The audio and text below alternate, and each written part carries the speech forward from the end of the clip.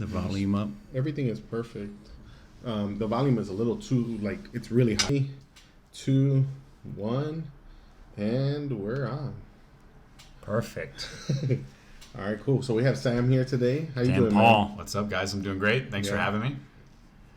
Literally met you, like a year ago?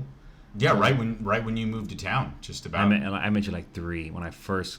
I think when I first visited in January of like 2016. Yeah. When Danny stared like his wave of like brown people like coming to his Arizona. Latino heat that he's bringing in from WA. Chicago. I don't know. He has like something where like he moved out here and then like people followed. Yeah. But I didn't come out here for him. I just came. I don't know because I don't even think he sold Arizona pretty well when he first. No, came I out. didn't really come out here for Danny, even though it was my brother. Cool, but it's just I don't know. It was just some different vibe out here. Well, it was funny because he started kind of this whole wave, and then when Engage took off, he was like, "Hey, we have some people coming down to live here to be part of the to be part of the team." And so he tells me, he's like, "Hey, we want to have host homes or whatever open up." And so Christina and I prayed about it, and we were like, maybe we should open our house for somebody. And Danny's like, "Oh, great, we have one of our leaders coming down. Her name's Aaliyah. Yeah. Love for her to for her to live with you." And we were like, "Yeah, absolutely, sounds good."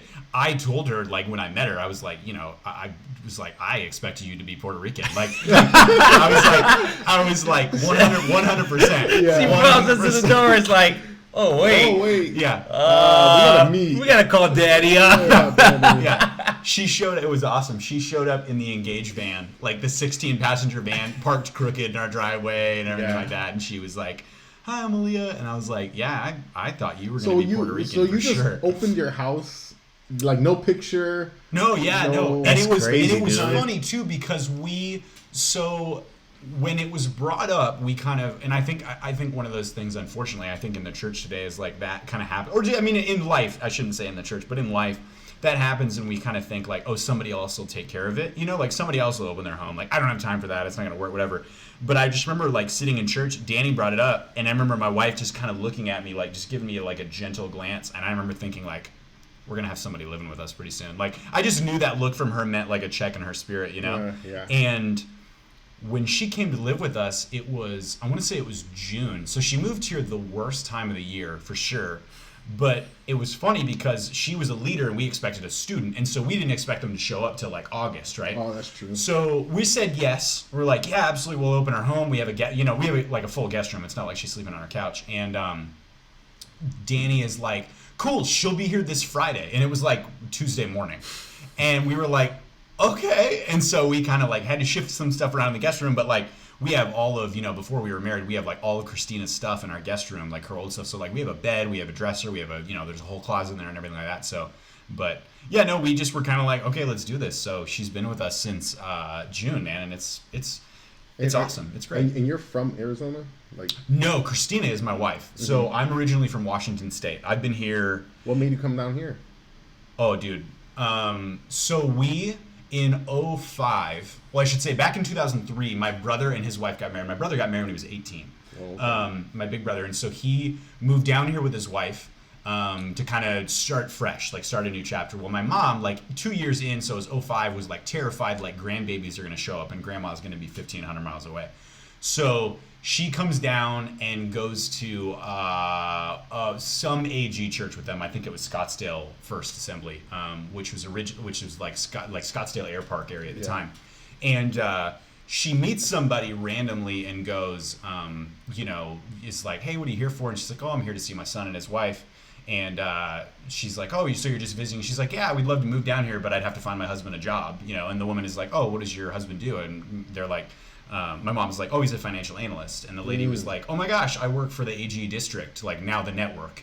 And she's like, we have an opening for a financial analyst. So my dad applied and wasn't even up on like, at that time, it was like Monster Jobs was like the only thing around at that point because it was still like dial-up internet. And he got the job, I think, within like 3 weeks, man. And we moved down here in August of 2005. And it was like 118 degrees when we got here. And that sucks. Oh, dude. Moving. The absolute worst, man. Oh, my goodness. Yeah. I will say there's one thing I pride myself with, though, is that when we moved here, my dad, I sat in like the moving truck with my dad, and he actually taught me how to read a roadmap, which like in today's world, back then, in today's world, like MapQuest. unheard of, yeah. because MapQuest, you print it out at home and you bring it with you, right? So we had like a road atlas that you buy, like you can still buy them at gas stations and stuff. Yeah. But they're like a huge, book. It had every state pretty much. Wow. And so I was kind of like from Washington, and then it was Idaho, and then it was Utah, and then it was Nevada, and then it was Arizona, and so. But my dad was like teaching me like little things along the way, because my dad used to, when he was younger, work for his dad doing deliveries. And so if you ask my dad anything about like the state of Washington, Idaho, or Montana, he knows every single highway, every single road. Like, it's crazy. So he'll be like, oh yeah, I've been up there. I was up there, So it's just, he's such a fountain of knowledge with like that geographical stuff. So that totally, learning that, I think it's a cool thing, but like within 2-3 years, like it's obsolete. Yeah, that's crazy. Like when I moved down here, I drove, and it was my iPhone. Yeah, exactly. My iPhone, the whole way. My iPhone was my map. Yep. It was my DJ. Yeah. Like we really rely. Yeah. What voice do you have for?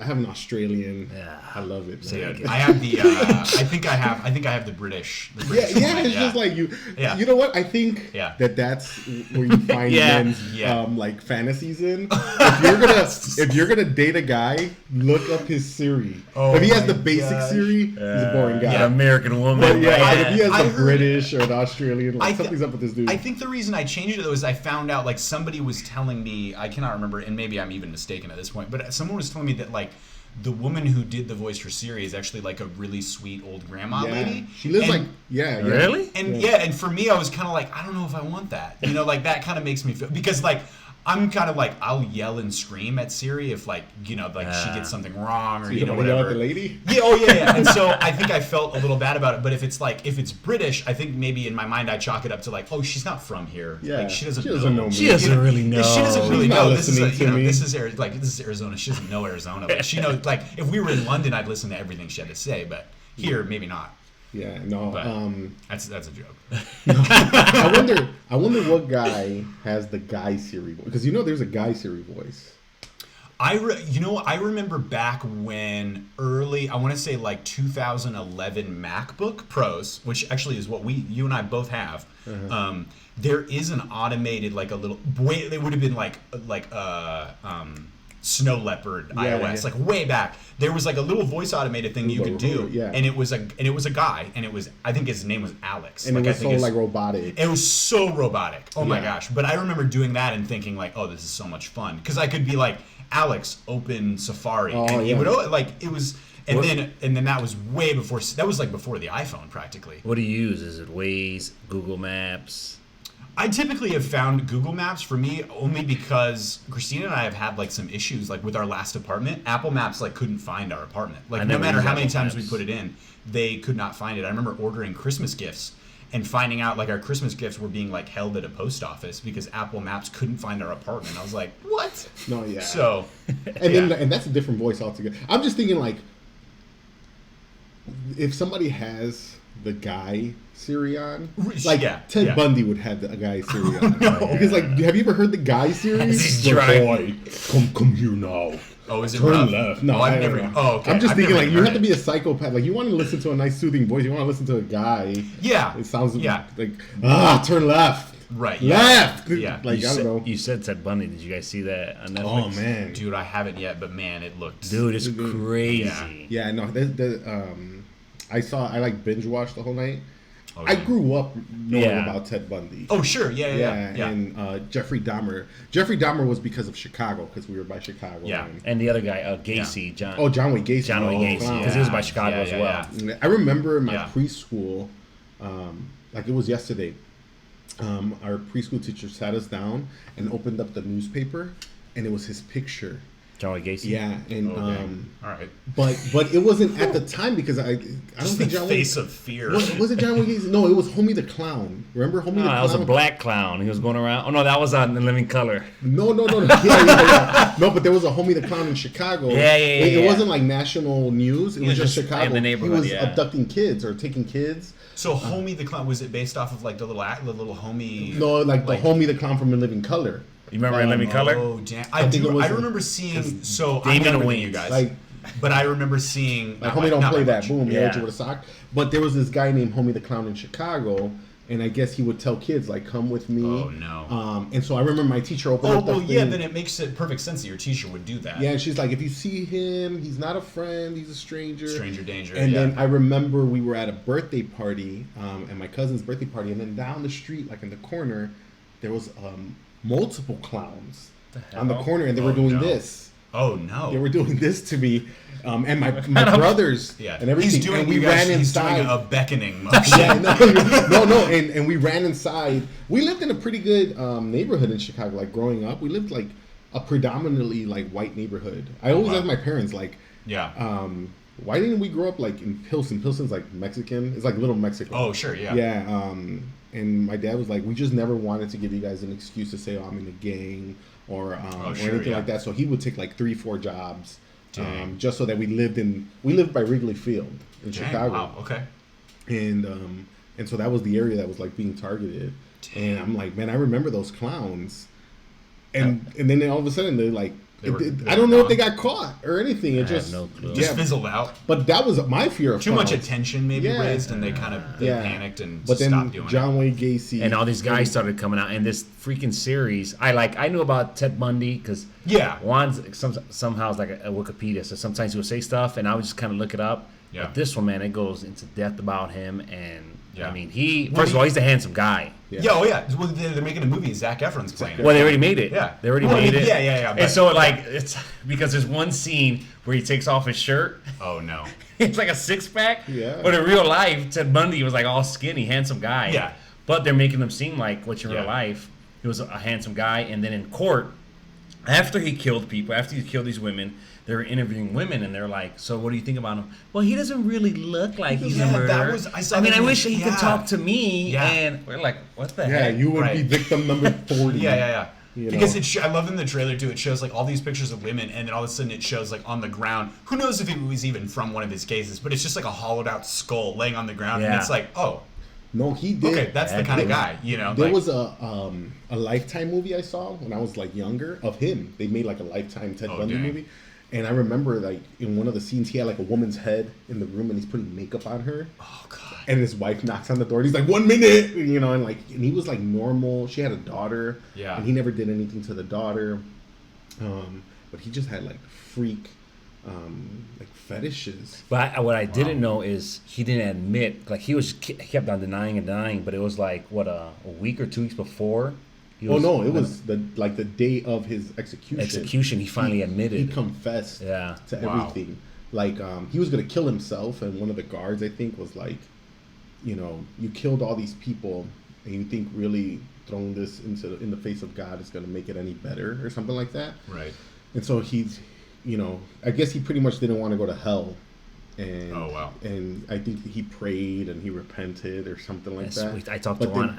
That's crazy. Yeah, no, and but he started like, but it's dark because they start like you can hear in the recordings him going into detail about what he did. Oh, bro, this guy was a monster. And he was having sex with them after they were dead. Yeah.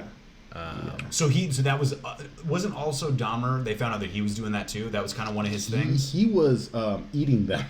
Oh, okay. So not only was he having sex with them, he was eating them. So roughly the same thing. Yeah. He had the platinum package, with a meal at the end. Yeah, he was like, yeah. He had them in the fridge. He had like heads and bodies sawed up in the fridge or the freezer. Man. Yeah, that guy was. I gotta watch the series. The thing is I know that I'd never be able to watch it with my wife, so I'd have to. Oh no. She's a teacher. She's got little kids. Like I remember the biggest mistake in our marriage that I've made so far is having her watch Sicario. Like, that was incredible. That was like filmed over here. The movie is so good. Oh yeah, it was filmed in Chandler. Yeah, and the whole movie goes, and then like the spoiler alert, you haven't seen it, it's too late. And the end of the movie involves it's a bad scene involving kids, and I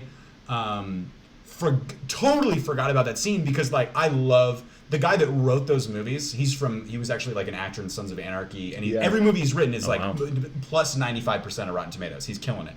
And but anyway, sorry, Rabbit Trail. He basically like I love the writing of that movie, and I love the cinematography. I love all this stuff, and it builds up to this scene, and then I remember, oh shoot, like this is how it crescendos. So I lean over to Christina and I was like, hey, I need you to know, like, there's a scene coming up and you're not going to like it. I may have you close your eyes. And she's like, no, I think I can handle it. Scene happens.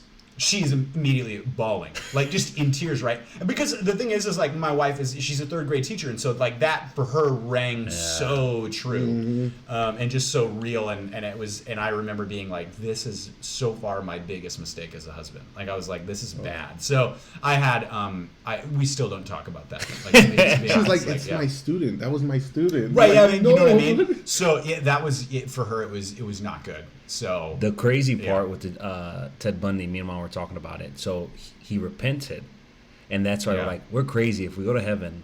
And this is how big God is, right? Like on his death, he said, "You know what? I killed all these women and girls." And I know people probably hearing were like, "No, he deserves to burn in hell for it." Which we all do. Yeah, exactly. I guess you know. But they're saying, he prayed. He didn't want to go to hell, I guess. And even at the end, before he was about to get executed, he apologized to everyone. Says, "I'm sorry for what I did to you and caused." Yeah. And they burned him. Yeah, you wouldn't want to see that with your wife because he abducted like a 12-year-old dog. Yeah. No. She can't even I love True Detective. She can't even watch. I mean, she can't watch True Detective either. I mean, she could maybe watch season 2. However, season 2 is just an absolute mess. But season 1 and this new one, the season 3 is involving kids. And so I'm just no. Which the thing is she loves CSI and Bones and all that kind of stuff. But that I think because it doesn't really. For her, she knows it's fake, and maybe it's just over Hollywoodized, and if that's. But there's something to that. And I don't want to overgeneralize, but I don't know a lot of men that react to things that they watch on TV. Like we can watch. Oh sure, Halloween. We can watch. Murder, crime, all that stuff. We can even watch sad movies, and we don't necessarily cry. Yeah. But for women, they really react a lot to things that they see. I will say this: I'm a crier when it comes to movies. I don't know if it's I will say this: for some reason, in my 26th year of life, dude, I'm just much more heavy. I'm not even a dad yet, and I'm much more heavily emotional than I ever remember being. Yeah. Not to a point where I'm just gonna fall apart, but I'll see, we just saw a movie this last weekend with it was The Upside with Bryan Cranston and Kevin Hart. Such a good movie, man. And dude, it's a great movie, but it has moments where it tugs. I mean, it tugs the heart. Well, I think for me, the only time that I react to stuff is when it comes to family. Now that I have a son. For instance, I saw this movie with Robin Williams, which he makes me sad automatically now. Right, yeah. But it was Father of the Year or something like that. He was a father. Yeah. I didn't see it, but I know. Yeah, I know. Man, that's sad. That movie got me so sad. His son committed suicide in the movie. Yeah. And he loved his son. The last movie I cried in was Coco. And I felt like a little girl. Oh, dude. Disney? I mean, in Disney. But the thing is, we went, right? Yeah, and theater. His mom was there, Lincoln. Yeah. His wife was there, all that. Yeah. And I'm bawling my eyes out. And nobody else cried next to me. I cried too. At the end. I remember in, I don't know if you guys saw Finding Dory, which was kind of Finding Dory kind of skated by because I think some people were it wasn't as good as the first. Yeah. But there's that moment where they come over this kind of the bend. It's a bend, but they're obviously in the ocean. But they see she's talking about their parents would leave shells out so she could always find her way home. Oh yeah. And they come to the little house and there's just all these different rows of shells going way out in every direction. And for me, I just lost it because to me, genuinely, it made me think of the Prodigal Son. That's what I thought of, and I straight up lost it. Yeah. I think I said, "Damn you, Pixar!" When I started crying. But it was it. I mean, just those cartoons, man, they can get you. Yeah. The first movie I know that I cried in was Lion King. I was a kid. Oh wow. But I don't know. I genuinely don't even when I saw Passion of the Christ. Yeah. You didn't cry? No. Our pastor rented out movie theaters and the whole thing, and everybody. I felt like people forced themselves to cry because they were it's the Christian thing to do. Let's cry right now. Yeah, for sure. But I'm dude, I know the ending. You know, I don't know what you guys thought it was gonna be. Yeah. If they were just gonna tie him to the cross, read your Bibles, guys. Right. Yeah. It wasn't. It's not pretty. Yeah. But there was one part where I turned. I turned. It was when they flipped the crossover. Which I don't think that was biblical. It was just it was a dramatic part. It's supposed to be dramatic. They flipped the crossover, and you think he's gonna hit his face. So I was like, "Oh snap!" But then I'm like, "Oh no, it was elevated or whatever." Yeah, right. But I don't know. I didn't cry for that one. I usually don't react to movies, but if I'm watching it with my mom or a girl or something like that, they're falling apart. I'm like, yo, like, do I have a hard heart or something? Yeah. They're, you know, yeah. But there is certain movies now, certain subjects that tug at me. Yeah, and I'm like, dude, I can't, man, I'll lose it. Yeah. I don't know. Songs don't do it to me. There's some. No, it's only movies. It's only movies. Yeah, no. Or songs, worship songs. When you're like, for me, I don't know. Yeah. When I'm in like the mode or I'm going through something, I just throw on a worship song, and for some reason I'm like, man, God, the heck, man, it's like speaking to me at that moment. Yeah. So, but movies, I don't know. Yeah. I've got a couple movies in there that get me emotional. But for me, I found that like worship music, it has to have because I'm so, I mean, you guys know me, like I'm on the creative side, and so like for me, like sometimes I get stuck in lyrics. Mm-hmm. But for me, like songs with like hooks, like I can get lost in those and have those really great moments. Like for instance, like oh gosh, of course I have like 8 in my head, and then as soon as I bring it up, I lose it. But like Fight My Battles or there's one by United Pursuit, Fire, something about a like. Set a Fire. That one. It's like set a fire down in my soul. That kind of thing. And that one they just repeat that. And so like for me, if it's being repeated and I don't have to really think about it, I can get lost in like the moment with God. And I think that for me really. You know, like the Elevation song "Jesus I Come," at the end they just have this hook. It's just "Thank you, Jesus," and they say it like 8 or 9 times. And for me, I'm like, yes, thank you. Like you know, just thinking about that. And so like for me, I think it's the hook that gets me emotional. But I used to do that. I used to get lost in worship in Chicago. Here, because it's not like you're on the highway a lot, so you don't really see a lot of cars. Sure. But in Chicago, I remember I would like worship and cry, but then you feel like everybody's watching. Everybody's watching. You're just like, let me just pull over where there's no cars or something. You just feel like you're the center of the universe, and everybody's watching you. You say you're creative. When I first met you, and I came down here in Arizona, you were working full time for a church. I was. Yep. And then you went off and you said, I'm going to do my own thing. Yeah. And you've been like running with it. You've been doing your own designs and you design logos, right? And yeah. So I've done graphic design for about 10 years now. Mm-hmm. And I initially fell in love with branding and logo design. And then I jumped into the full-time world where it was that but more. So it was layout. I worked for a magazine for a while. I've done vehicle vinyl wraps, which is like the most painstaking, tedious, I hate it, I'll never do it again kind of a job. But I know how to do it, so hey, it's maybe a skill set I add to my repertoire, I guess. But I had been working for a church for about 2.5, 3 years here in Chandler, and didn't have any ill will towards them at all. I have a great relationship with all of them. I still go to lunch with them every once in a while, but just felt like it was a time for me to step out. I had so much freelance coming in that I was having to work on it at work. And that for me was like, okay, this is a problem. Like I need to do, it was beginning to take away from the quality that I was giving people at, my actual job. And then being kind of torn between, because it was not the church that I'm attending. So I was kind of torn between that because they also ask for things every once in a while. They don't overload me, which is really nice. They kind of respect my time, but I was being pulled in 2 different directions. And so I just kind of decided, with my wife that we were going to kind of step out and just see where this would take us. And so, at first, I was had a week off of work, and I was like, this is the best. I love it. Mm-hmm. And then I started to panic because I was like, shoot, I actually don't have any income right now. And we went on a little vacation. We were out of town for about a week. It was really awesome, just rest. And then we came back, and I was like, okay, I'm going to hit it hard with just applying for new jobs and stuff. And it was just like closed door, closed door, closed door. Like I was getting interviews, and I was getting all the way to the end, meeting with the highest of the high, almost CEO level people.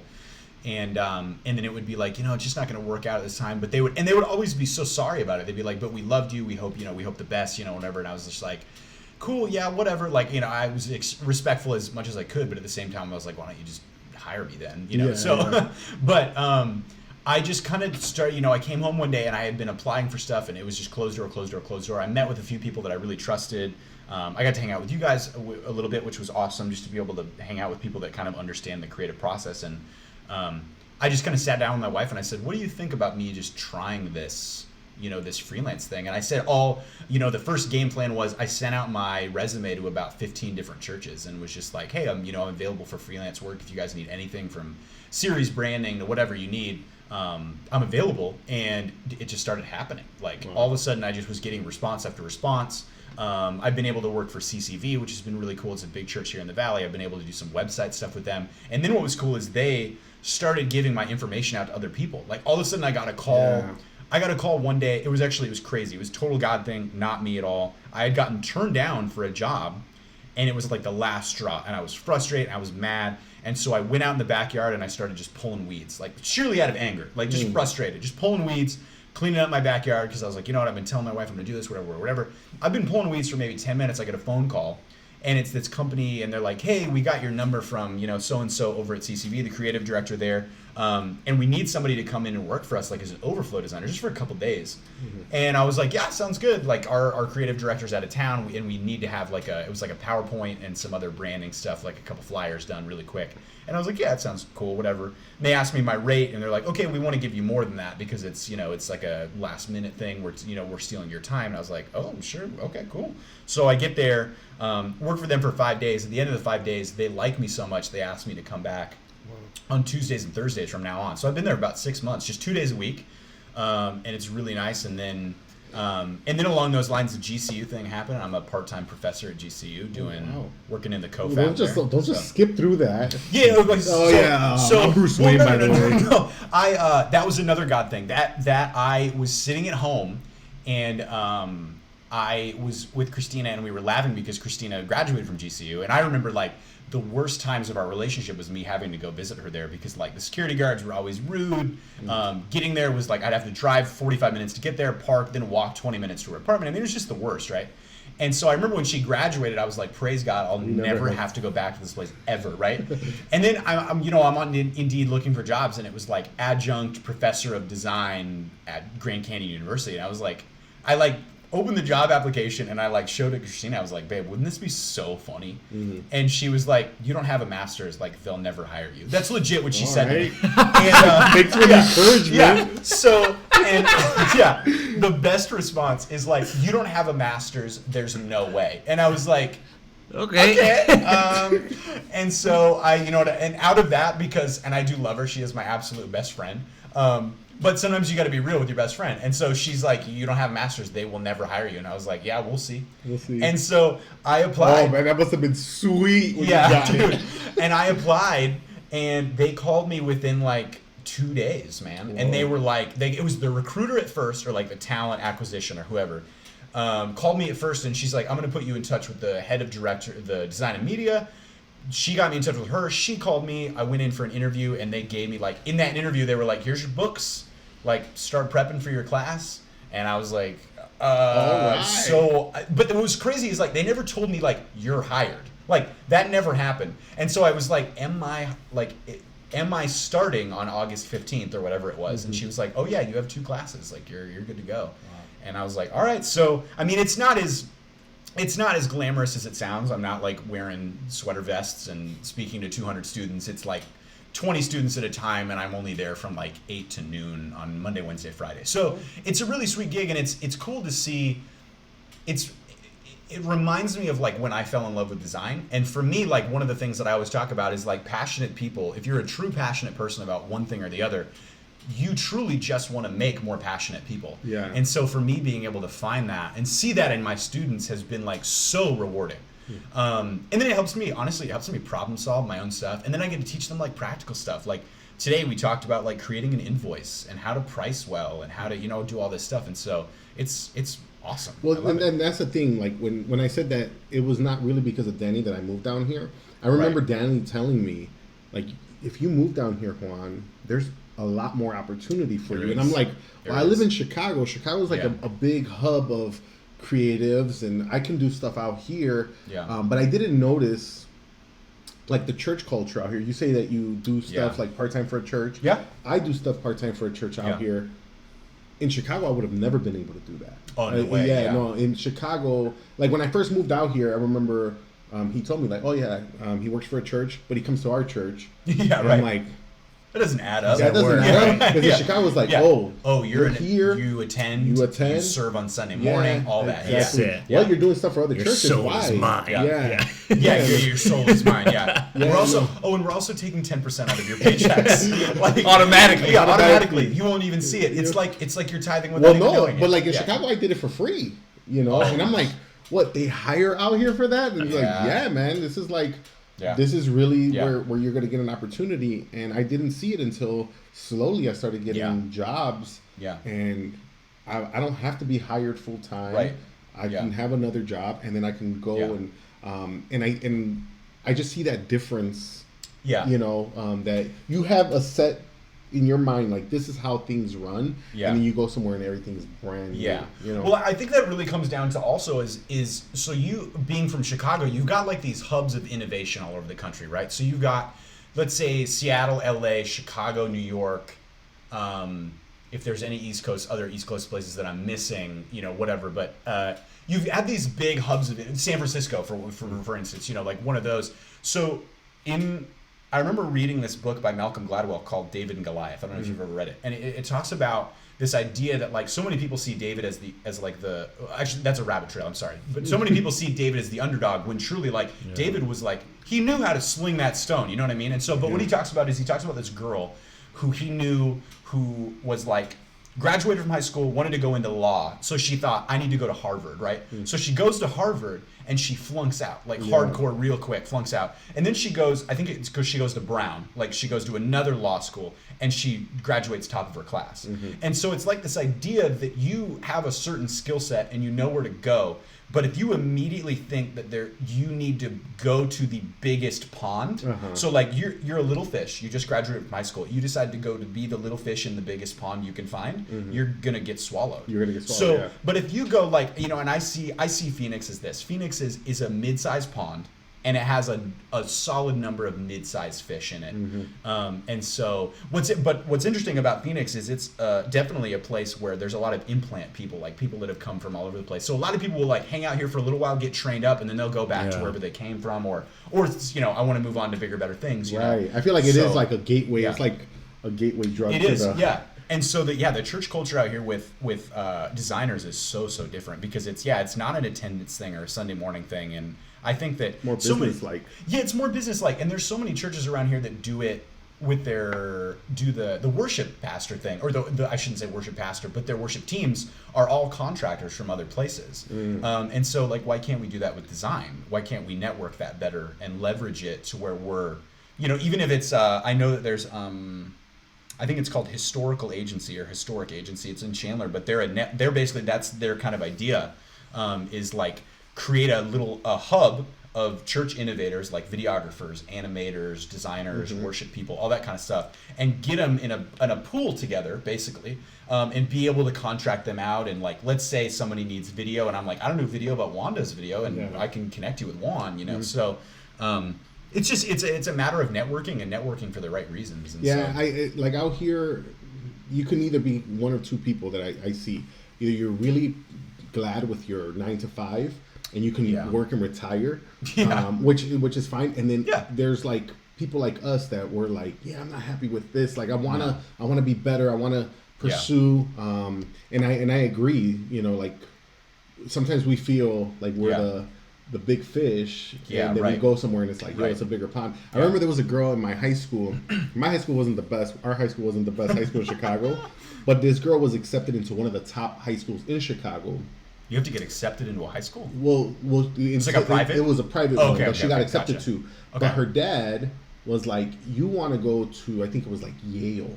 So you want to go to Yale. Oh boy. It's going to be rough to go to Yale from this school. So he put her in our high school, and which automatically put her at the head of the class. It gave her a spotlight. Yeah, and then she ended up going to Yale. Wow. And so it's like he played it smart, where it was the obvious choice to like, hey, you want to have an impressive Ivy League from the bottom to the top. But he's like, nah, because then you'll be like at the bottom of the list there. Right. And so like I feel like Arizona is that. It gives you that opportunity where if I would have go from Chicago to LA to do video, like, dude, there's people doing stuff, that is years ahead of me over there. Yeah. Where over here, there's churches that are struggling just to even find somebody to do something where it's like, I'm getting opportunity. Yeah. Yeah, and you can grow, learn, and you start connecting with people. I never known about networking until I came out here. Yeah. I didn't know anything about that. I knew Danny was really good at it. And I feel like Danny's that guy. Danny's the guy that's Danny is that guy. Hey, I know somebody that can do that. Yeah, Danny's that guy. Yeah. Danny is so good at that, which is really, I mean, I feel like every time I have a conversation with him, there's a new, there's an. I mean, I remember him doing that with you. Like honestly, before you were here, he talked to me. Yeah, he talked to me about you, and he's like, yeah, I got another buddy who's moving out here, my brother-in-law, moving out here, and he's like, he does video work, and I was like, sweet, we need more videographers. We do, like, absolutely, hands down, we need more. Because I told him, I was like, that's a skill set I don't have.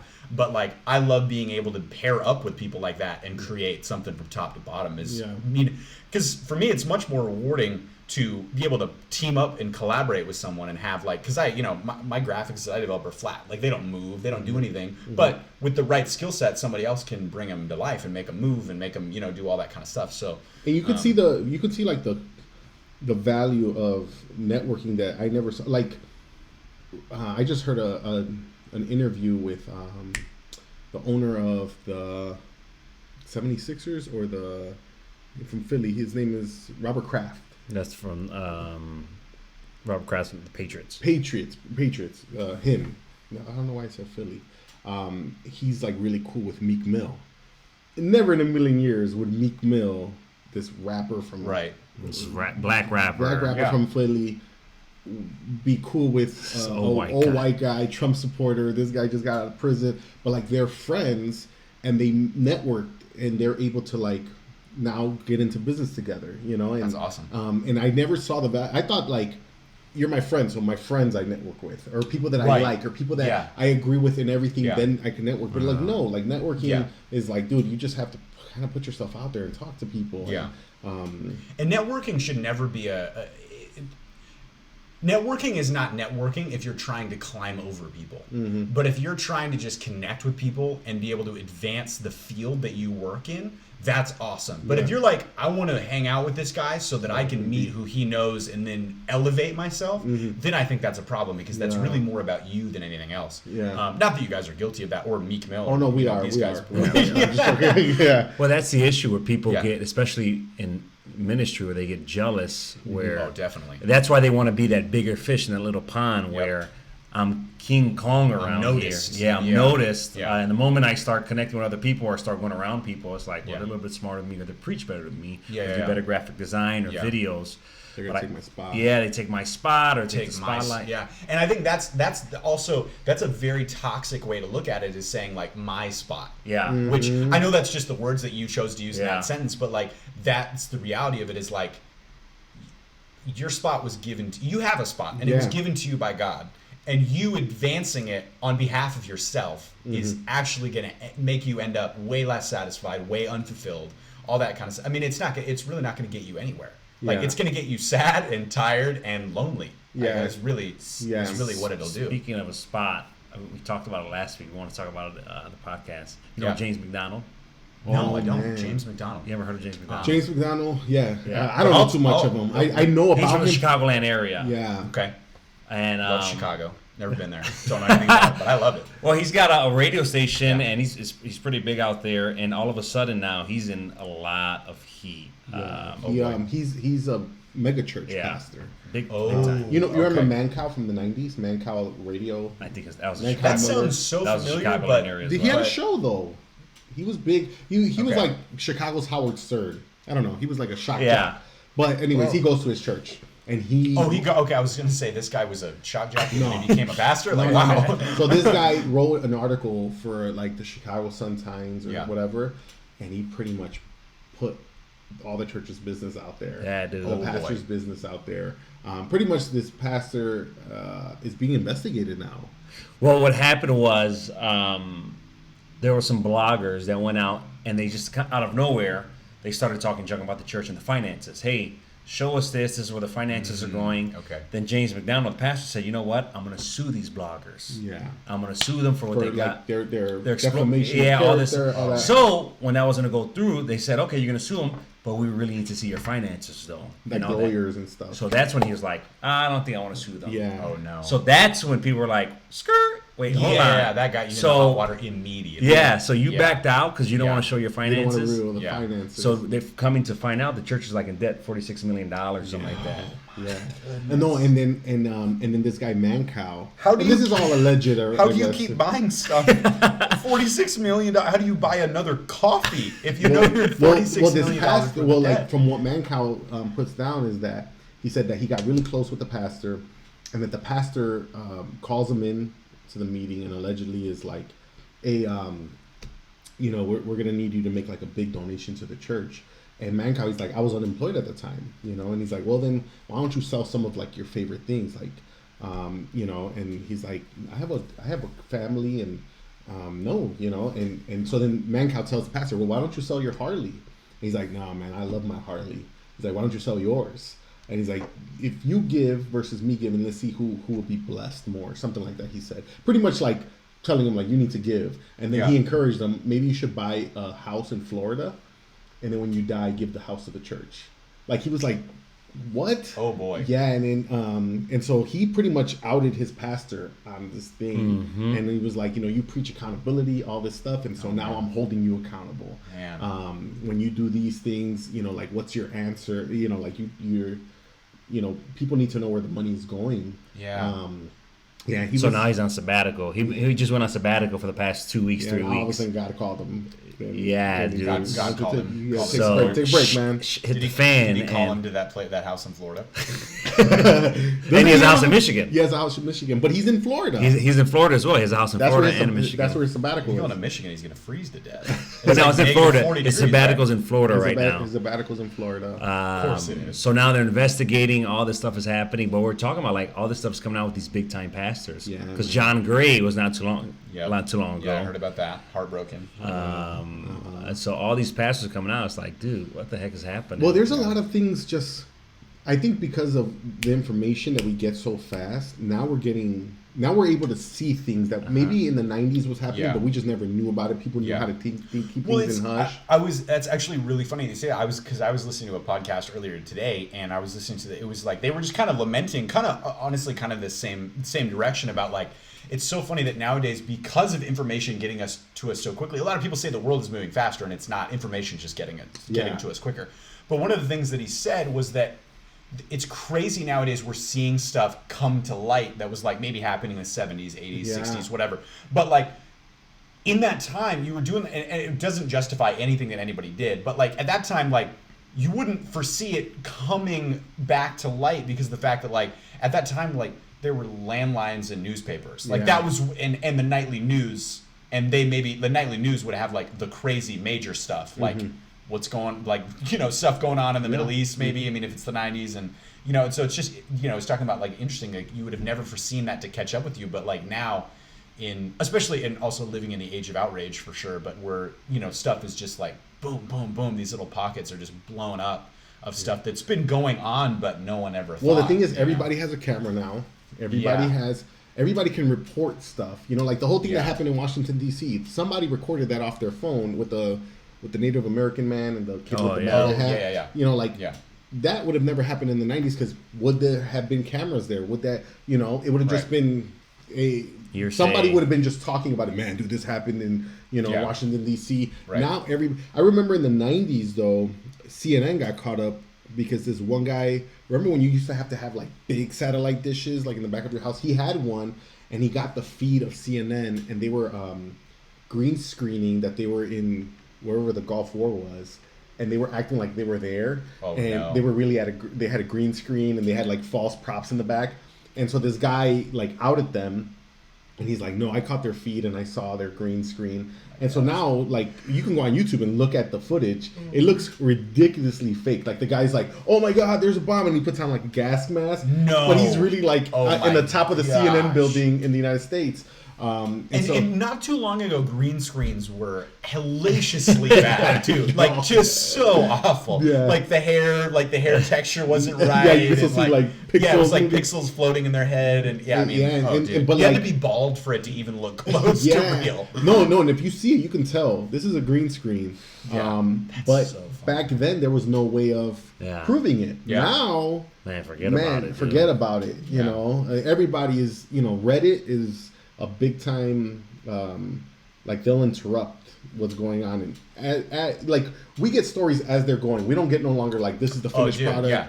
Like sometimes they can report something, it could be completely off. Yeah. You know, like that situation in Washington D.C. At first, I'm like, who's this little douchebag laughing at a Native American man? And right. Then when you see the whole video, you're like, oh, okay, there's context to this. Yep. Like he wasn't there mocking him from the beginning. Well, and like I said, with the age of outrage, there's always somebody mad about one thing or the other that's going on. Like it's just the reality of it. Like there's going to be haters. There's always. So we're watching the Super Bowl Sunday. Yeah. And so you had Adam Levine and all that. Then Big Boy, the rapper, comes out. Yeah. And then Juan just sits on the couch because he has a fur or mink on. He's like, Juan's be like, what? Somebody's gonna be like, oh, PETA's gonna attack him. Watch. Of course they are. And then on Monday, PETA sent out a thing. Yeah. And I screenshot and I sent it to Giovanni and I was like, told you, you know. And I'm like, they're gonna find a way to pick every little thing out of the Super Bowl and make it controversial. Yep. Adam Levine took his shirt off, and I'm not kidding you. There was outrage. How come we can see his nipples and we can't see Janet Jackson's? Yeah. There's some women are like, how this is not fair. It's not fair. Well, you know why? Everyone has a voice these days. Yeah. The sound quality was off, and I'm just like, yo, like everybody has something to like. When Michael Jackson performed at the Super Bowl, it wasn't the most perfect thing, but we took it. And you know what's funny about that is it reminds me of like. Way back there was like and love him or hate him, and now he's like not even in the public eye anymore, and I've heard he's kind of weirdo now, but Dane Cook had a joke like way back.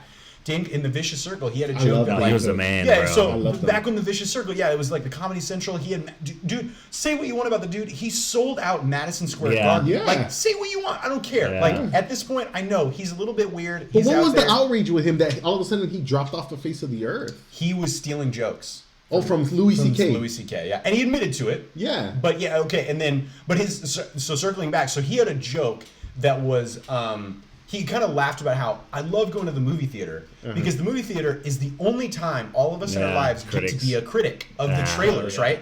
And now, like, that's our whole lives now because we can see, Adam, like on my phone, like not even watching the screen, like on my phone 10 minutes after it happens, or even like if I can, if I'm live streaming it or whatever, I can, Adam Levine took his shirt off. What a, Yeah, well, I'm outraged. I'm outraged because I don't look like him. Right. I don't look like him, so like, why is he in such good shape? Well, probably because he puts the work in. Yeah. What's up with your dog? Come here. She dying? She's dreaming. Come here. The dog is dreaming. She's whining in her sleep. She wants attention. She's a attention whore. But I think that's just the reality. And so everybody, you mentioned the sound quality. Like, give me a break, man. Like, I understand if maybe it's off, but like, who are you to sit behind your phone and be like, unless you're like a sound engineer. Yeah. And in which case, were you hired to do the Super Bowl? No. But that's my thing. Everybody becomes an armchair expert of everything. Yeah. Monday quarterbacks. There's a Monday quarterback. And we were talking about this on our way here. Like, we do creative stuff. And my biggest pet peeve is somebody hires me for a job. Yeah. Tells me, "Oh no, man, I trust you. Do whatever you want." Yeah. And then you turn it in, and they're like, "Can you do this though?" I was thinking more of like a rhinoceros in the living room. Like, dude, why should you tell me that? Right. Get really creative with it. I want you to have as much freedom as you can have. And you're like, "Oh, sweet, cool, yeah." And for us, like that can also be a double-edged sword, though, because it can be like, oh, awesome, and maybe you already have some ideas in your head developed, and you're like, yes, cool, awesome, I have all this stuff. And then, or they're like, no, I totally trust you, and then some days you're like, dude, I got nothing. Like, I got nothing at all. And you're like, you might hit me at 3 o'clock in the morning, and I might, pop up and have a coffee and design, at that, those crazy hours. Or you have all that stuff, but then, you turn it in, and it's like, yeah, but I was... And then they become the expert all of a sudden. Yeah, exactly. Like, there's been times that I did a video for a gym in Chicago. They directed me. They literally micromanaged me. Oh, boy. Right? I gave them my rate. And I turned in the video. that she wanted to the T. Yeah. And then in the phone call where she's like, oh yeah, where do I send, the money to? And then she was like, can I tell you something? I really don't think that this video really deserves that price. I'm like, girl, you signed on to that price before the video. And she's like, yeah, but now that I see it, was kind of simple. Yeah. and to me, it was like simple. Then you get on the video editing machine, you break night. Yeah. And when they use the word simple, or can you quickly do this, or I need it by this time today. I know that we agreed. And like everybody becomes an expert. We see TV. Oh, they could have done a better job. Yeah, I've done that. Yeah. Where I'm like watching a Marvel movie, and I'm like, that seemed kind of fake, dude. Right. Yeah. Like you know what program? Right. You know that how many fights this guy got into with his wife because he had to stay at the Marvel Studios until 3 a.m. to paint hair on Thor. And seriously, I'm over here like just quickly. Yeah, that sucks. Yeah. Nah. Like it's so easy to just say, yeah, that sucks, man. Let's move on. And, let's cancel this person. Or whatever. Yeah. I could have done the Super Bowl better. Or it should have been better. It sucked. Yeah, right. Then don't watch it. Yeah. I think if people, and if people aren't happy to pay your price after you've delivered, typically like those clients, I'll be like, I'll say it nicer than this, but it's just kind of like this idea of like, okay, well, I gave you my invoice, so go ahead and pay me. And then if you guys aren't happy with it, I can connect you with another designer. And I can give you all the raw files. Yeah. And you can just move on. Yeah, right. I'll give you the raw files and you can hire your own editor. Like, there you go. Good for you. Go for it. But we live in an age where everybody knows everything. Experts. Yep. Experts about everything. Yep. Yeah. No, I don't get it, man. Yeah. It's just nobody can just accept things anymore. Experts in church or relationships. I have to be for something or I'm against it. Yeah. Like nobody's really like neutral about stuff. Like I don't care. I don't really care, man. It's gonna either I'm all the way or. Yeah. I think for me, I don't know. I love being able to. I think in my 26th year of life, and I feel it even now going into like I'm almost 27 now. But for some reason I don't know what it is, but for the last year, and I feel it even now more so, probably going into my 27th year. I don't know if this is common for men my age, but like in the last year to year and a half, like I've craved more knowledge. Like, and not to be like prove people wrong or anything like that, but like. I started to realize like I really want to know why I feel the way I feel, and I also want to be able to have empathy and be able to sympathize with people that like I don't understand, that I don't get, that I didn't live around, because I luckily I will say this, I grew up with not an ounce of racism in my house. Like there just wasn't any, because we were just a Christian household. We were never raised to look at anybody different. But whether it was color, how much money, because we grew up really poor. Like I grew up like dirt poor. Like I tell people I was born in the 90s, but I experienced the 80s because everything we had was outdated. Like that's that's what I tell people. So, but then we moved to a small town in Washington before we moved here. And it was a very agriculture type town. And so, and not to overgeneralize, but I was one of the very few white kids in my class. When I got there, it was a lot of Mexican kids. First time I'd ever heard the name Jesus in my life. And I had like 3 of them in my class. And wherever they are, shout out to the 3 Jesuses. I hope you guys, or would it be Hesai? Jesuses? Jesus? But like, what's plural Jesuses? Is it? It's like cacti, cactuses, So it's like Jesuses, whatever. Wherever they are, I hope they're doing well. But I don't know. I grew up kind of with, there was never like this idea of like I'm better, I'm worse, there, whatever. But I definitely grew up like genuinely for a while in my life, like I was a minority. And I know, like, I will totally admit, being white, growing up white, I know there's privilege there. Yeah. I know there's privilege there. I know that for sure. But I was never like, no one ever taught me to like be proud of that or to like use that against people or stuff. But like, I did grow up with a certain kind of like political spin in my household. But I got to an age probably around maybe 22 where I started to go, but why? Like, why do we think this way? Why do we feel this way? Because I started to see people really, by political climates, whether red or blue, people were getting hurt and people were being marginalized and people were being broken. And I think I started to recognize that, and I wanted to figure out how I could not necessarily choose a side, but help as many people as possible. And not that I have like a bleeding heart that I want to go like, you know, I'm not talking about like cooking meals for the homeless and that kind of stuff. And I believe there's merit there and I celebrate that. But like this idea of just knowing that like we're all citizens of the world and we're all, you know, hopefully, I mean, at some point in your walk, realize that you're also a citizen of an eternal kingdom and your Father loves you. But for me, I just remember thinking like, I just want to be a friend to people. Like I just want to be kind. And I want to help people and not worry about like, is this red or blue or is this political stance or is it left or is it right or any of this kind of stuff. But like, what's doing the most good for the people that I am directly influencing? And I don't think maybe that's part of also the culture of being able to experience so much is that we don't have really like, this is a lack of a better word, we don't really have much of a tribe anymore. And that's who I want to be the greatest influence to and the greatest, you know, person I can be is to the immediate people in my life. And I want to grow that and make more friends for sure. But I know that like I can't affect any change in Washington, D.C. from the sphere that I'm in now. And do I want to? Not really. I'm not really concerned with that. But at the same time, I want to be the best Sam Paul that I can be for the immediate people in my sphere. And you know what? And there's a problem because that's like, nobody had to teach you that. You just are like, man, I want to do that. Right. You know, I just want to help people. And the thing is, people allow other voices, borrowed opinions, politics. Stop people from doing that. Like where in my heart, I want to help people. And there's people that we've met and we've talked about it in the podcast before. You know, we wanted to help families and we've had people from our church, from the church world. Hey, man, you can't help that person. Why not? They're Native American. They get help. Why are you helping them? Right. They're illegal. You shouldn't be helping them. And I'm like, Matthew 25, man. You know, like, it doesn't matter. The person's not illegal. And, like, that's something that we made up. That's something that we put ahead of that innate sense of God wants me to help people. Absolutely. But because of my political position, I'm only allowed to help certain people. And that's what pissed me off. I don't know if there was a State of the Union yesterday. I didn't see it. I seen some clips, and this is what part pissed me off. Now, Donald Trump, he's a wacko, right? He says some things, and he has his Twitter. He says things off. But he says one thing yesterday that I have to agree with him.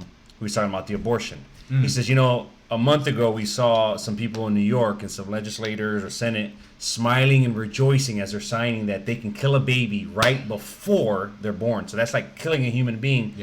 And a governor or something in Virginia was happy as well. And he says, I want to pass a law where it's coming up that's wrong. Abortion is wrong. And, you know, people, the majority of Republicans are getting up, standing up, clapping. And on the other side, you see mostly the Democrats with this face just like, no. And in my mind, I thought, I'm not a Republican, I'm not a Democrat, I don't care about that. Right. But there's people sitting down in the Democratic Party knowing that that's wrong, but I have to follow. Because they have a side. Because they've chosen their path. Exactly. That they feel, maybe in their heart of hearts, they're going like, yeah, maybe this is wrong, but because I have to be a team player. I have to be a team player. I can't get up and clap. I can't, you know, I have to go against this jerk right here. But in their heart of hearts, they're like, yeah, I think that is wrong to kill a human being, kill a baby and all that. And I saw that. I was like, it's crazy. Which the thing is, the debate really, and what there was somebody that debated one of our friends. The debate isn't like I agree or disagree with abortion. That wasn't even the debate. The debate was like, dude, you can kill a baby now an hour before it's born. Right. And it's legal there. You know? Like, and we're celebrating that. Like, what's going to stop us in like 50 years to say, now you can kill a baby 2 weeks after it's born. It doesn't have an identity. It doesn't have personality yet. It's still seeing shapes. You can kill it. And then next thing you know, like 100 years from that, we're in the purge. It's like, now we can kill people we don't like. I'm telling you, bro, it's getting crazy. Kate Hudson, she's going viral or whatever because she had a baby, but she's not telling the gender of her baby. So her baby's going to grow up. She's not going to tell her baby if it's a boy or a girl. She's going to let her decide. Okay. Kate Hudson she's like the blonde from like How to Lose a Guy in 10 Marley Days. and Me? Is that her? No, that's what's her name? I don't know. I can't remember. From Jennifer Aniston. Oh, that's Marley and Me? Yeah. It's Jennifer Aniston. But Kate Hudson is doing that. Yeah, but she is the blonde from How to Lose a Guy in 10 Days. That's with Matthew McConaughey. No, that's just Sarah Jessica Parker. So That's failure to launch, bro. I've seen all his movies. Don't mess with me, bro. I think all these white girls look the same. I don't know. Yeah. No, Sarah Jessica Parker is Sex in the City. Yeah, that's Sex in the City. She's the one. Yeah. There's that movie. Long face. You're right. Oh man, so she is not telling the gender for baby. She's not even telling her kid. She's not telling her kid if she's a boy or girl. We're getting into like Narnia now. I feel. Boy. We were just talking about how I listened to this podcast where this guy was like, your gender, there's no biological markers that tell your gender. Like nobody's born a man. Gender's a social construct. It's a social construct. It's something that we created. Huh? And I'm like, but there's XY chromosomes. Like that tells you your gender. And now we're getting to this. There's only two different. Well, there was this lady on BBC that came on a couple months ago, and she said, in order to change your baby's diaper, it needs to give you consent. This lady's not a mother, by the way. But she's good. She's a sex expert. I don't know. Oh, dude, I think I remember hearing it. And so then she was like, you need consent as a parent to change your baby's diaper. Which, if you had a baby, you know that a baby doesn't even want you to touch it. No. You know, when it's they freak, man. Yeah, they freak. Like, don't change my diaper. But then somebody asked, like, well, then how would you know if the baby is a month old that is giving you consent? Yeah. She's like, through body language. Yeah, you can tell. I'm sure. Yeah, she starts bringing up the whole body language. But then, there's social markers. And yeah, it's like, but then lady. When it comes to like people that are like to hit on a girl, or you know I forget what the word is, but like pretty much people that have intercourse. They're like, but that's illegal to say, oh, their body language told me that it was okay, even though, you know, I thought that was consent, you know? So it's like, we're getting into this place of, oh, it's okay there, but it's not okay there.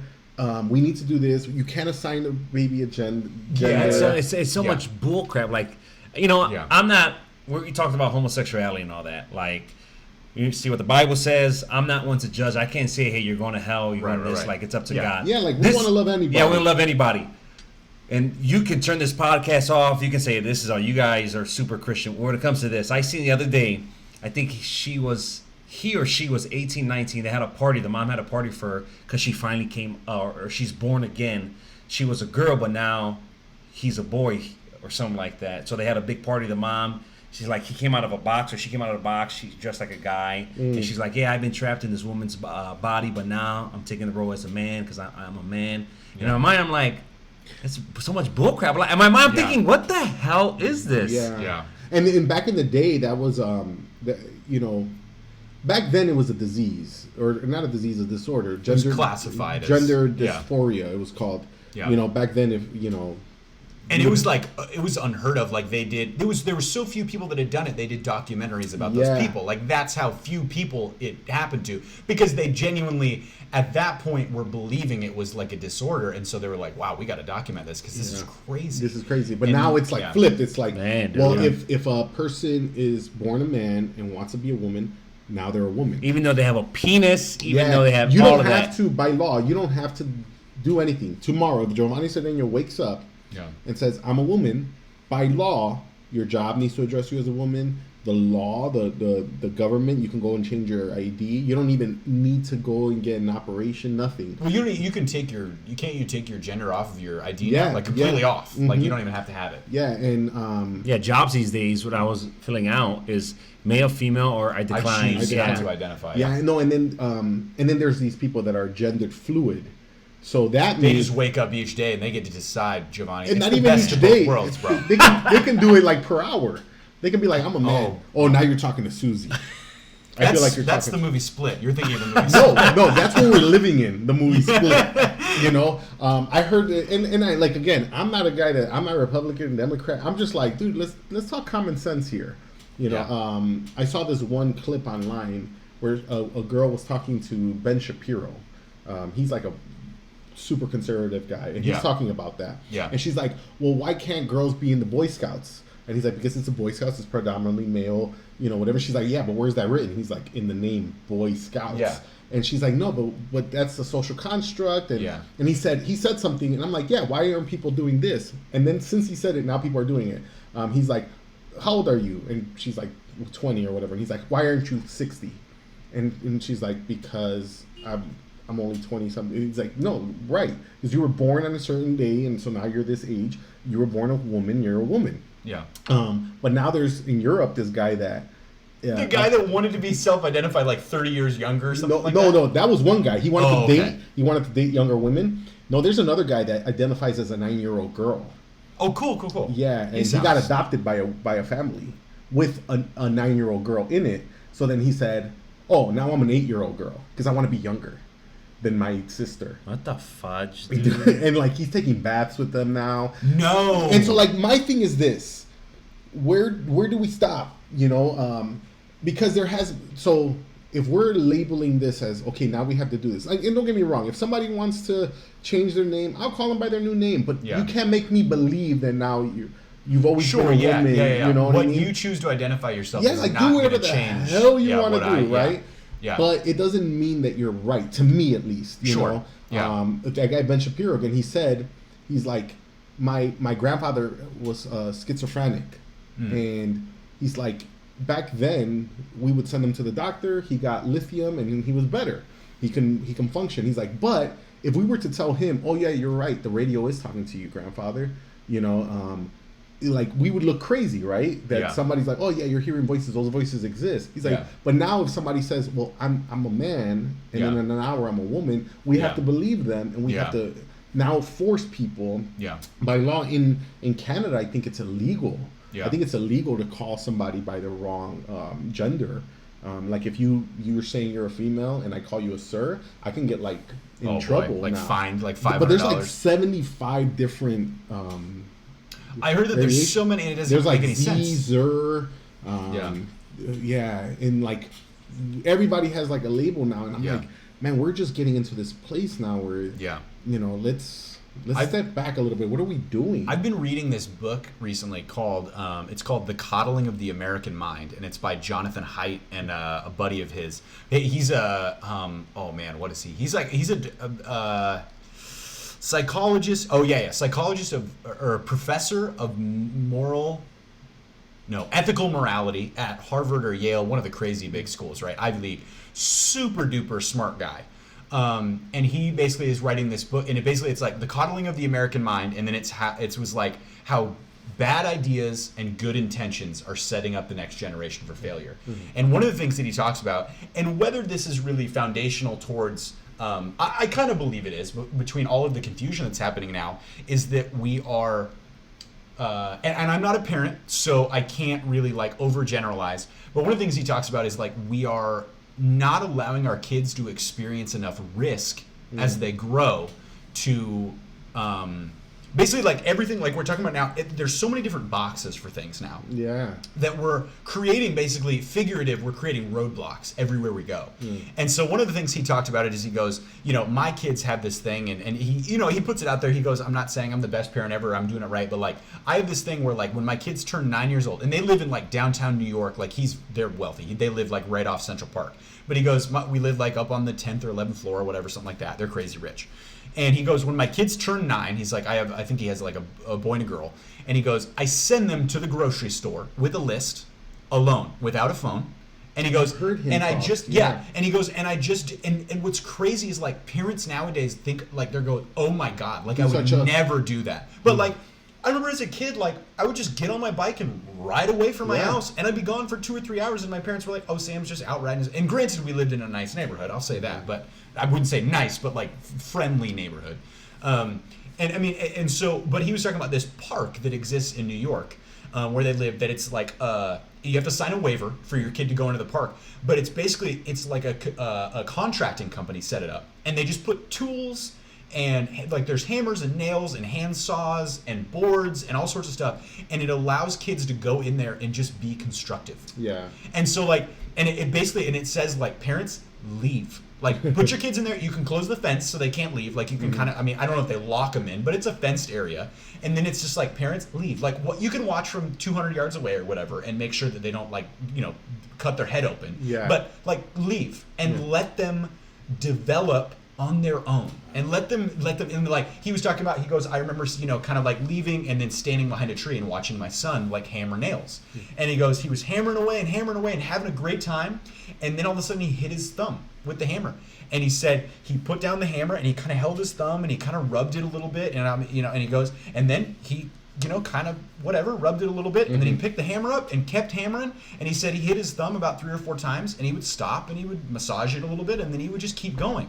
But he was just talking about this idea of allowing kids to experience risk and solidarity on their own when they're younger allows them the opportunity to just experience things and develop on their own. Well, that's the thing. And then therefore they're not, when they get to a certain age, they're not wondering. And like I said, I'm not a parent. I'm not super, no, but, you know, but yeah. You are a parent, so go ahead. Me as a parent, I remember when Lincoln was first born, my mom was like, leave him alone. Like not when he was first born, but of course, but like when he started crawling and walking, she's like, put barriers up in his room and let him play alone. Exactly. And then I heard this guy talk, and he was talking about how he's so smart. Yeah, he said how interaction with kids amongst kids without adult supervision is actually beneficial for a kid. Is growth, like problem solving skills, because right now we're like nerfing the world. We're padding it. We're putting everybody in a cork room. And he was talking about like, even though like right now obviously there's a problem with bullying, like we obviously know that there's people that have taken their love. He goes into with that like that. Sometimes it's good for us. He argues that bullies are essential because he talks about like those, and also if you're ever being bullied, know that like that kid is bullying you because he goes home and his parents bully him. Like that's it's just kind of the reality of it, you know. And so and so I understand like there's extremes to things, but I remember being bullied. I remember and then it made me want to be better. It made me want to dress better or whatever it is because somebody made fun of me. Nowadays, it might not even be bullying. It might be somebody made fun of me. I'm being bullied, right? Right. And we worked in schools, and we've seen the all right, I'm sorry, ma'am, your son is not being bullied. Right. You know, your son was also telling him mama jokes back, and he just got him with a good one. Yeah. You know? But I'll have a perfect example. Him and his brother, when I first met them, there was no adult supervision. They had a whole apartment to themselves, but I feel that made them responsible adults. Definitely. And then they were with my mom gave us condoms, so that was more responsible. She gave you condoms? No. But you know, but it's responsible.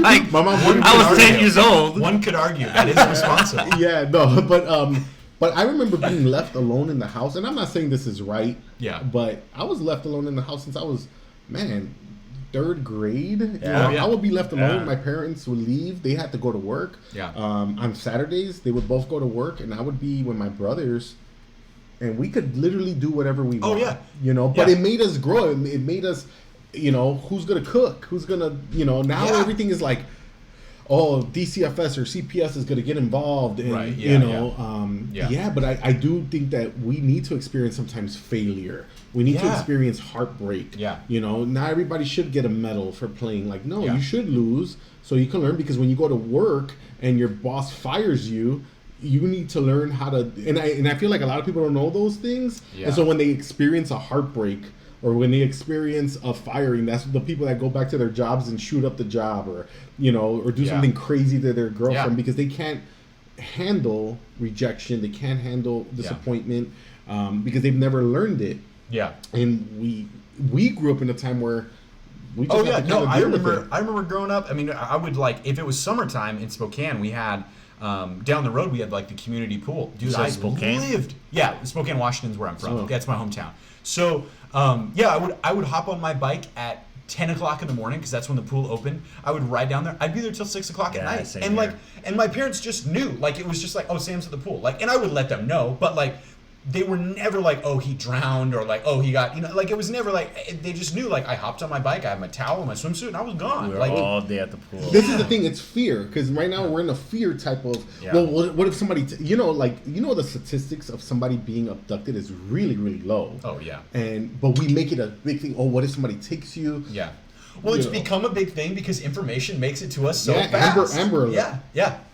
All this stuff, but who wants me? Little Mexican me.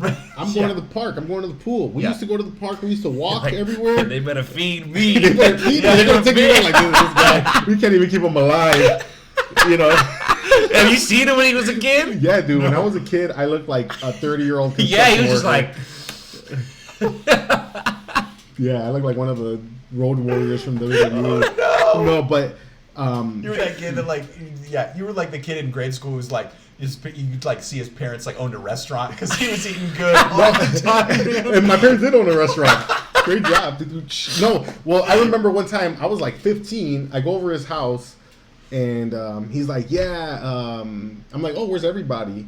And he had two little brothers at the time. They were like 7, 8 years old. He's like, mind you, I'm at his house. He's like, yeah, I left them at the park. I'm like, dude, they're at the park? He's like, yeah, they're just playing. And then we walked to the park, and one of them is not there. Oh, no. But we didn't panic. We're like, where did this dude go? Christian, he ended up missing. And then I think he like went to the corner store or something like that. Yeah. But like, we didn't panic, call the police. Yeah, right. It was just one of those things, like, you know, and now you're right. Everybody just needs to, well, now we know the implications of if we leave a kid home alone and we do, no, We're making soft that kid. That's what we're making soft people. Yeah. We're making soft people that they're not going to be able to deal with anything. Yeah. And, basically, I think Jonathan Haidt, the way he said it, is we're just completely eliminating risk, like altogether. And I think that risk is what helps you grow. Yeah. I think it helps you experience, even if you experience some weird stuff, you know, like I'll look back on stuff when I was a little kid and I'll be like, nowadays looking back on it, I'm like, that was weird. Like, why I should have never, like, I remember there was a time where I got upset with my parents because I wanted to go see a movie. And they wouldn't they were like, well, we'll go see it another day or whatever. But I had like saved up, like I had like $5 in nickels, you know what I mean? Like, or however many it was to buy a ticket at that time in 1990, probably would have been 97, 98, something like that, maybe 96.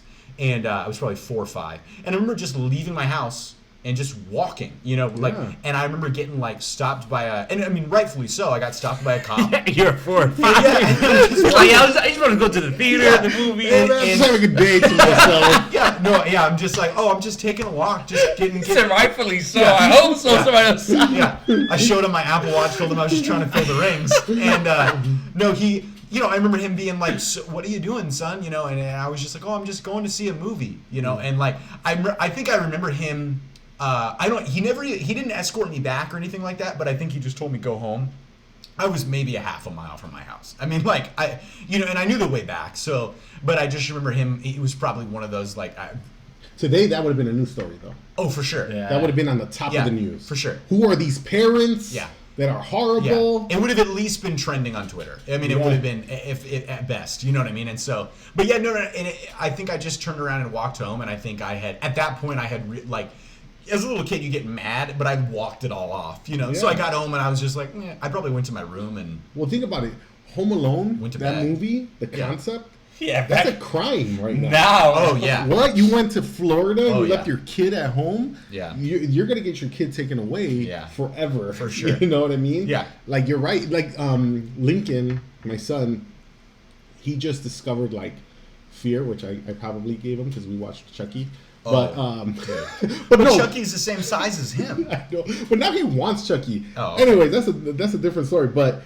dude, Halloween, bro. You should be Chucky, dude. That'd be awesome. Mexican Chucky. That was dude. Well, I showed it to him during Halloween. Oh, okay. But now it's February, and now I guess he got in his mind that Chucky can pop up somewhere. In February. And so he has his own room, and now, I mean, in Chicago he had his own room, and he would sleep in the dark because he never knew anything that was scary. He didn't know about monsters. Sure, but he loves monsters now. He loves all those things, but at night it comes to haunt him. Yeah. So now he's like, hey, can you leave the light on, blah, blah. And the first night, I remember he wanted to sleep with me in my bed. He's like, can I just sleep with you? And the first night I let him. But then I told him, after this, man, you're going to have to kind of man up. Yeah. And there's people that are like, dude, how can you do that to your son? Like, your son is, you know, and I'm thinking to myself. You're not going to coddle him. That's the thing. Yeah. I'm going to be the dick for a while because I'm going to show him he has to learn how to deal with things. And, you know, and I'm there for him. And if it's something serious, of course but if he falls and he hurts his knee, hey man, get up, rub it off. You know, keep it going. Yeah. You know, I remember when we were younger, if we fell, we hurt ourselves, our parents would be like, "Yay!" and then make it clap, and we'll clap, we'll get up, and like nobody was hugging us. Oh my God, he hurt his head. Yeah, right. You know, when we spent the whole summer. We spent like a week in Oregon with my over this summer with my big brother, my sister-in-law, my 2 nephews. And my big brother and my sister-in-law live in a very rural part of Washington, and they run a CrossFit gym. They're really good people, and they kind of I highly doubt my brother has read this book by Jonathan Haidt, because my brother didn't really read. But my brother is very much he teaches his boys to kind of maybe not man up, so to speak, but this idea of like, rub it off, dude, it's gonna be okay. And I remember I was wrestling with my nephews at the house in Oregon, and we have my one little nephew, his name's Willie, and he reminds me of me, like when I was that age, just little spunky, made of rubber and magic, like you throw him up against the wall and he's gonna spring back, you know. And then Henry is my older nephew, he's 10. I mean, not like he's not the wild kid, but he's a little more delicate. And so we're playing, and Henry just runs up to me, and I've got Willie like on my neck, and I'm trying to kind of pull him off, and so I kind of put out to stiff arm Henry, and I've had my arm out for a while. I don't know how he didn't see it, what happened. Just runs his nose right into my palm. Immediately his nose starts bleeding, and he's crying, and my brother is sitting over at the dining room table, which is maybe 10 feet, 15 feet away from where we are, looks up from his like bowl of cereal or whatever he had, and he's like, go to the bathroom, wash it off. Like, but the thing is what I liked about that is, even though it wasn't maybe exactly how I would have done it, what I liked the fact is that he didn't panic with his son. Mm-hmm. He kept, even in maybe his heart was like, oh shoot, my son hurt his nose. That sucks. You know, and he told him, and later on he hugged him and told him he loved him, and he goes, that's part of being a boy. He goes, you're going to scrape your knee, you're going to get a bloody nose, you're going to, all this stuff. And so, but he just kind of sat there, kept his cadence, and he was like, go to the bathroom, wash it off. Mm-hmm. It's a bloody nose. It'll go away. And he comes back out, and 10 minutes later we're wrestling again. I mean, so, but it was one of those things where it wasn't like we took a moment to hold him and coddle him and go, oh no, I can't believe this would happen. It was like, this is wrestling. Yeah. And if you're going to throw yourself into that, you better be ready. So. No, yeah. I definitely grew up in a household where my dad would tell me, be a man. Right. I'm like, dude, I'm 7. He's like, be a man. I'm like, I don't know what the heck that is. Yeah. But this summer we were throwing Lincoln in the pool, and it's always when like the mom or they're the ones with the hearts, like, don't do that to them. And it's like, I think we're in a position to like, nope, they're going to have to experience this, So. No, yeah, man. Well, thank you for being on, man. Yeah. It was really cool. Absolutely. I've got more to talk about eventually, so you're gonna have to bring me back. Yeah. I wanted to call. I've been listening to the other episodes, and I mentioned to you on the drive over that I wanted to be able to call you guys on your crap every once in a while. Yeah. Because Giovanni had some stuff he brought up in the second episode that I wanted to revisit. So I'll have to be back. Well, we'll definitely want to have you back, man. Can you let people know where you, like how they can find you if they want design awesome work? Yeah. So I've got an Instagram. It's at Sam Paul Design. I've got my own personal website, which is sampauldesign.com. If you're interested in my life, I don't know why you would be, but my personal Instagram is 5am-Paul, the number 5 like an S, AM Paul. That's all Instagram and all that stuff. Don't follow me on Facebook or Twitter. I use those for news and keeping up with my mom. That's pretty much it. So I think everybody does. Yeah, Facebook's more for the older crowd. Yeah. And there's probably somebody who's like, hey, I'm on Facebook. You're probably the old person. yeah, absolutely. So, hey, we didn't talk about R. Kelly this week, so hey, we're improving. True. I don't know much about him other than I know that he had some weird stuff, but I know Bump and Grind. That's pretty much all I know because Yeah. Man. Well, thank you so much for coming by, and so follow him on Instagram. Anything you want to say, man? Shout out to Lauren, because she was telling us that she listens to all the episodes. Oh yeah, and check out Halfway Crooks on Instagram. They are they sell awesome vintage stuff. Our guy Steven, he always looks out for us, and he always brings heat to church, and he's like, he's got a good eye. Halfway Crooks on Instagram. Yeah. So, all right, guys, thank you for tuning into the podcast. See ya. Good to be here.